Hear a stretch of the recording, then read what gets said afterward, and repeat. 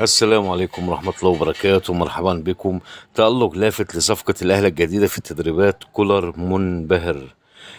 شهدت تدريبات النادي الأهلي خلال الساعات الأخيرة تألق أحد اللاعبين المنضمين حديثا لصفوف القلعة الحمراء خلال فترة الانتقالات الصيفية الجارية، استعدادا لخوض منافسات الموسم الجديد. وبرز بقوة في تدريبات اللاعب عمر الساعي المنضم لصفوف النادي الأهلي قادما من الإسماعيلي بعقد يمتد لمدة 5 مواسم بناء على رغبة المدرب السويسي مارسيل كولر المدير الفني للأحمر.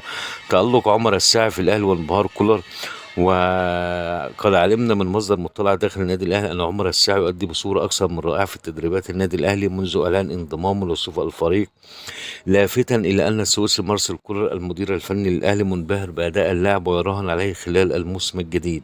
واضاف المصدر ان الساعي حل بديلا في الشوط الثاني من مباراه الاهلي ووادي دجله الوديه التي اقيمت يوم الجمعه الماضي، وانتهت بفوز الاحمر بهدف نظيف، وقدم أداء على أعلى مستوى خلال الدقائق التي شارك فيها، وبصم على أكثر من كرة بلمسات نالت إعجاب الجهاز الفني للأحمر.